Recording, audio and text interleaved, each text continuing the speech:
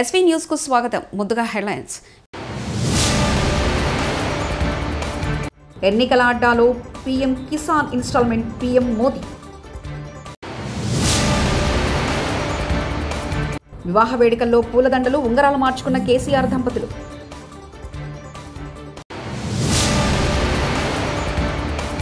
తిరుమల శ్రీవారిని దర్శించుకున్న పలువురు ప్రముఖులు.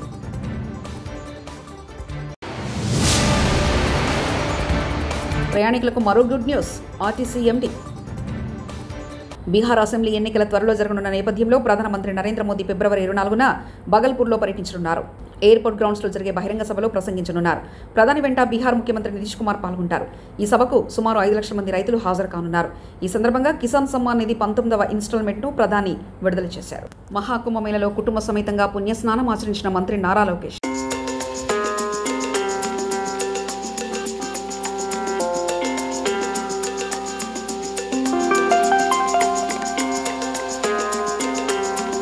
వివాహ విందుకు హాజరైన కేసీఆర్ దంపతులు అతిథుల సమక్షంలో ఒకరినొకరు పూలదండలు ఉంగరాలు మార్చుకున్నారు. ఈ అపరూప సన్నివేశం సిద్దిపేట జిల్లాలో గజ్వెల్లో సోమవారం జరిగింది. ఓ వివాహ వేడుకకు కేసీఆర్ సతీమణి శోభతో కలిసి అతిథిగా హాజరయ్యారు. వధువులను ఆశీర్వదించారు. అదే రోజు కేసీఆర్ పుట్టినరోజు కావడంతో కళ్యాణ వేదిక వద్దే అప్పటికప్పుడు వేడుకల పెళ్లివారు ఏర్పాటు చేశారు. పెళ్లికొచ్చిన అతిథులు శుభాకాంక్షల మధ్య కేసీఆర్ దంపతులు పూలదండలు ఉంగరాలు మార్చుకున్నారు.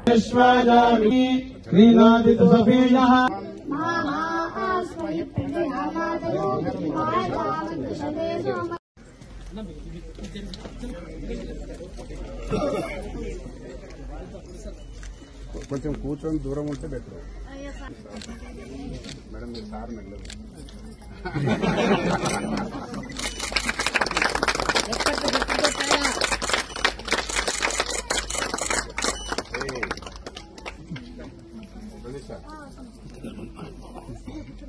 సార్ 5-7 మళ్ళీ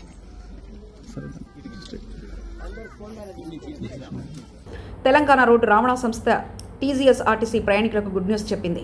తమకు చెందిన బస్సుల్లో ప్రయాణించే ప్రయాణికులకు టికెట్ ఛార్జీలో రాయితీలు ఇస్తామని ప్రకటించింది. ఇప్పటికీ రాష్ట్ర వ్యాప్తంగా మహిళల కోసం మహాలక్ష్మి పథకాన్ని ప్రభుత్వం అమలు చేసింది. దీనివల్ల ఆర్టీసీ బస్సులో ప్రయాణానికి మహిళలు మక్కువ చూపుతున్నారు. అది కాక మహిళా ఉచిత ప్రయాణ పథకం వల్ల ప్రభుత్వానికి భారీగా నగదు వస్తుందంటూ సాక్షాత్ సీఎం రేవంత్ రెడ్డి ఇప్పటికే ప్రకటించారు. తెలంగాణ కోసం కేసీఆర్ దీక్ష చేసినప్పుడు ఆయనను చూస్తే నాకు ఏడుపు వచ్చింది. అప్పటికి కేసీఆర్ నిరాహార దీక్ష 11 రోజులైంది.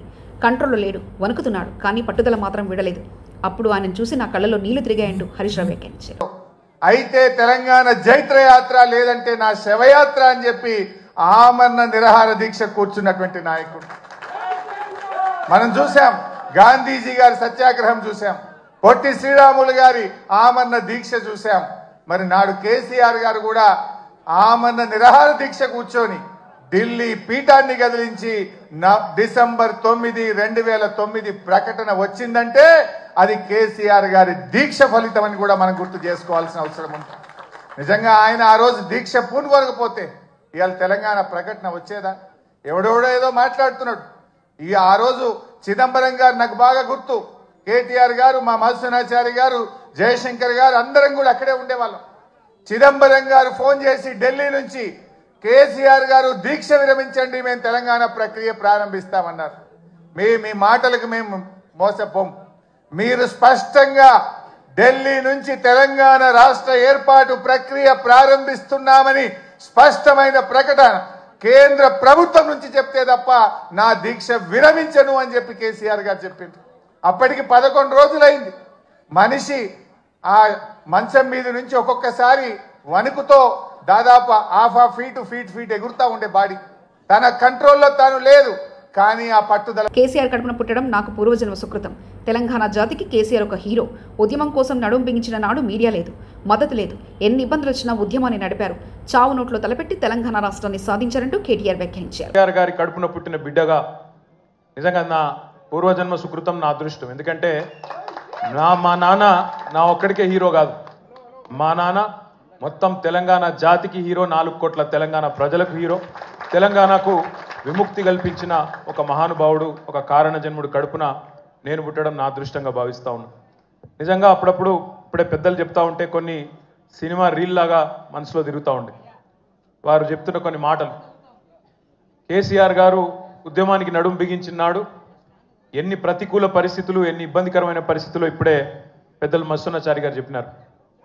మీడియా పవర్ లేదు, మనీ పవర్ లేదు, మజిల్ పవర్ లేదు, కుల బలం లేదు, ఉన్నదల్లా ఒక్కటే గుండె బలం, జనబలం. దానితోనే ఆనాడు 25 సంవత్సరాల కిందట పార్టీని పెట్టిన తర్వాత ఎన్ని దెబ్బలు, ఎన్ని అవమానాలు, ఎన్ని రకాల ప్రతికూల ఫలితాలు ఇప్పుడు హరీష్ రావు గారు మేము కూడా వివరంగా చెప్పినారు. ఇవన్నీ ఎదుర్కొని ఇంకొకరు బతికి బట్టగట్టాలంటే ఈ రోజున్న రాజకీయాల్లో సామాన్యమైన విషయం కాదు. కానీ తాను తెలంగాణ అనే స్వప్నాన్ని తెలంగాణ ప్రజల తరపున స్వప్నించి ఒక కలగని ఆ తర్వాత 25 సంవత్సరాలుగా ఈ రాష్ట్ర రాజకీయాన్ని శాసించి అల్టిమేట్గా సావు నోట్లో తలబెట్టి తెలంగాణను. మాజీ మంత్రి నారా లోకేష్ను కలిసిన మంచు మనోజ్.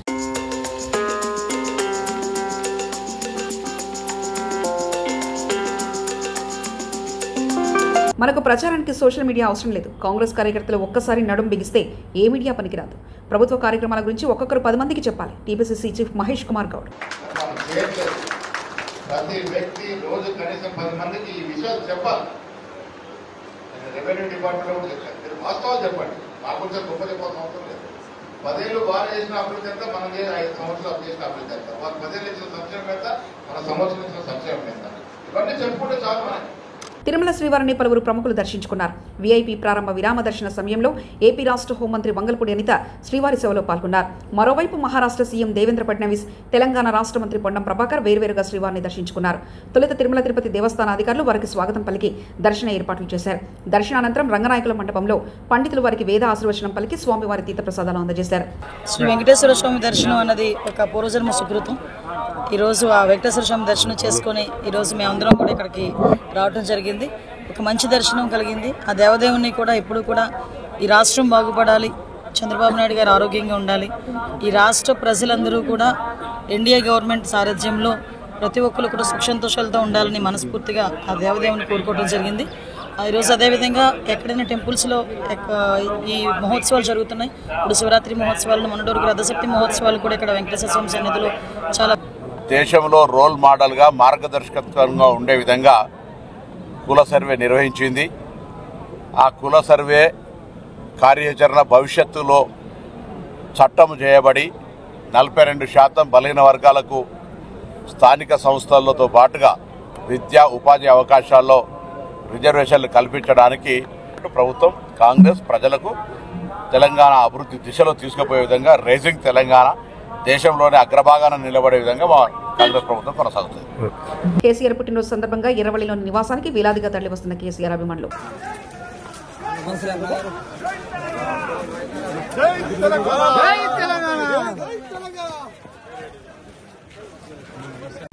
ఎర్రవల్లిలో కేసీఆర్ జన్మదిన సందర్భంగా గ్రామంలోని గ్రామదేవతలకు ప్రత్యేక పూజలు, యాగం నిర్వహించిన గ్రామస్తులు, యాగంలో పాల్గొన్న కేసీఆర్ దంపతులు.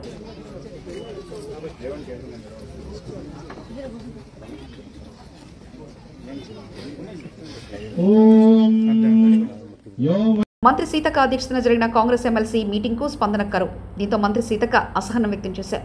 నిర్మల్ జిల్లా బైన్సా పట్టణంలో జరిగిన కాంగ్రెస్ ఎమ్మెల్సీ మీటింగ్లో పాల్గొన్న మంత్రి సీతక్క ఎమ్మెల్సీ అభ్యర్థి అల్ఫోర్స్ నరేందర్ రెడ్డి, ఎమ్మెల్యే వెడ్మ బొజ్జ, మాజీ ఎమ్మెల్యేలు వేణుగోపాల్చారి, విఠల్ రెడ్డి, నారాయణరావు, పటేల్ ఒకరిద్దరు గ్రాడ్యుయేట్లు మినహా ఓటర్లు ఎవరూ రాకపోవడంతో ఖాళీగా కనిపించిన కుర్చీలు, పాల్గొన్న కొంతమంది కూడా అల్ఫోర్స్ విద్యాసంస్థలకు చెందిన సిబ్బంది కావడంతో మీటింగ్కు స్పందన కరువైంది. కేసీఆర్ జన్మదిన సందర్భంగా యాదగిరిగుట్ట శ్రీ లక్ష్మీనరసింహస్వామి వారి ఆలయంలో ప్రత్యేక పూజలు నిర్వహించి మాజీ మంత్రి సూర్యాపేట ఎమ్మెల్యే జగదీష్ రెడ్డి దంపతులు పాల్గొన్నారు. ఆలేరు మాజీ ఎమ్మెల్యే గొంగిడి సునీత, మాజీ మంత్రి ఎమ్మెల్యే గుంతకండ్ల జగదీష్ రెడ్డి ప్రత్యేక తెలంగాణ వస్తే తప్ప సమస్యల పరిష్కారం కాదని, మన నిధులు మన వనరులతో కోసం పోరాటం చేసిన యోధుడు కేసీఆర్. అంబేద్కర్ గాంధీ మార్గంలో ప్రత్యేక రాష్ట్రం సాధించిన వ్యక్తి కేసీఆర్. సబ్బంట ప్రజల సమస్యలు తెలిపిన నాయకుడు కేసీఆర్. తెలంగాణ రాష్ట్ర ఏర్పాటయ్యాక మొదటి సీఎం అయ్యాడు. తెలంగాణ జాతిపిత బాపుగా కేసీఆర్.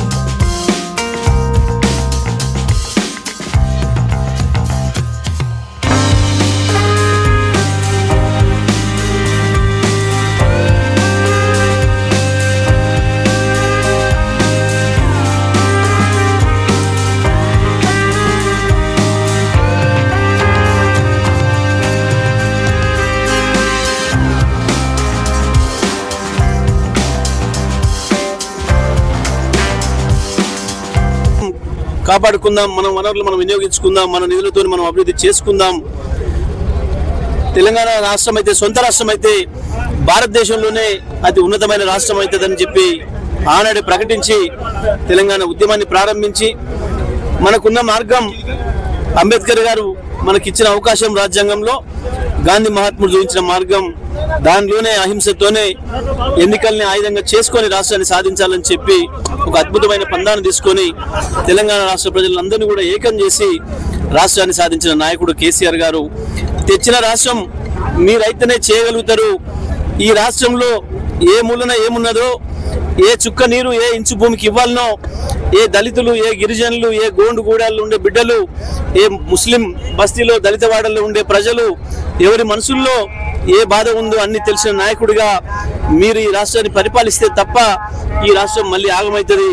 ఈయనగాసి నక్కల పాలు చేయకండి, మీరే ఉండాలని చెప్పి ప్రజలందరూ చేసిన విజ్ఞప్తి మేరకు తనే రాష్ట్ర బాధ్యతలు తీసుకొని తెలంగాణను భారతదేశంలోనే ఒక నెంబర్ 1 రాష్ట్రంగా నిలిపిన అద్భుతమైన పరిపాలనా దక్షుడు కేసీఆర్ గారు. ఒక మాటలు చెప్పాలంటే తెలంగాణకు బాపు, తెలంగాణ జాతిపితగా కేసీఆర్ గారు ఇవాళ ప్రజలందరి హృదయాల్లో కూడా నిలిచి ఉన్నారు.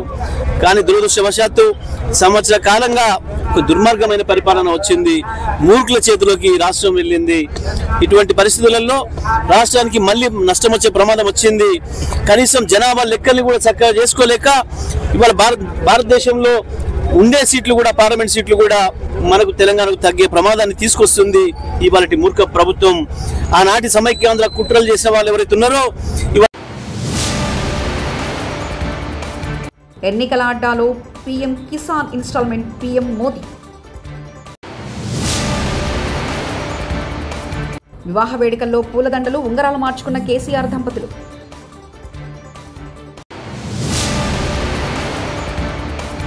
తిరుమల శ్రీవారిని దర్శించుకున్న పలువురు ప్రముఖులు.